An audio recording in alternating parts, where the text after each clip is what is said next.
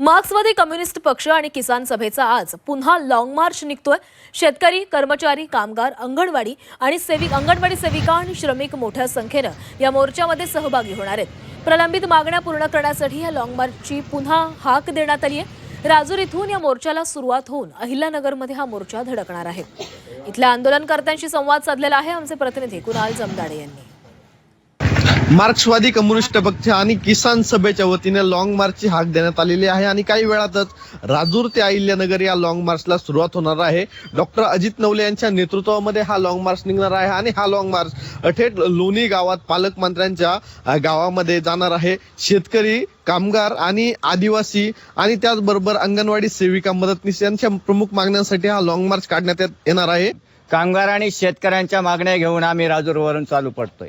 माननीय पालकमंत्री साहेबांना आमचं नम्र आव्हान आहे। ह्या मागण्यांसाठी वारंवार आम्ही पायी चाललेलो आहोत। आता तरी आमची तुम्हाला दया येऊ द्या आणि कामगार आणि शेतकऱ्यांच्या ह्या मागण्या मान्य होऊ द्या। कष्टाचं दाम तर दिलंच पाहिजे ना। मग शासनाच्या ज्या लाडक्या बहिणी आहेत समजा, जे त्यांना 1,500 रुपये देतात, मग आम्ही का लाडक्या बहिणी नाही आहेत का?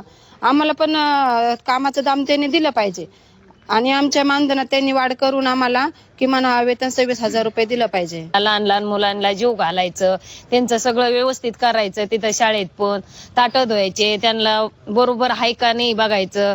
एका दिवशी तर थोडं चुकून काय झालं तर मुलं लगेच तक्रारी नेतात, असं करतात आणि मग आम्हाला पगारच देत नाही। आणि आता सरकार काय म्हणतं, लाडक्या बहिणीला 1,500 रुपये द्यायचे, 3,000 रुपये द्यायचे।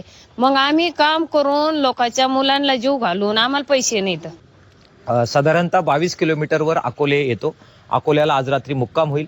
उद्या परत आम्ही दिवसभर पायी चालणार आहोत आणि 24 किलोमीटरवर संगमनेर आहे, तिथपर्यंत आम्ही जाऊ। त्यानंतर मग तिथून पुढे परत 31 किलोमीटरवर लोणी आहे, तिथपर्यंत आम्ही पायी चालणार आहोत। पालकमंत्र्यांचं गाव लोणीमध्ये आहे आणि त्यांच्या घरासमोर जाऊनच आम्ही बसणार आहोत की हे काय करायचं, ह्या सगळ्या प्रश्नांचं याची तड तुम्ही लावा। हा लॉंग मार्च कुठपर्यंत जातो किंवा शासनाकडून काही आश्वासन येतात का, हे पाहणं आता महत्वाचं ठरणार आहे। कुणाल जमदाडे, जी 24 तास, राजूर, अहिल्यानगर।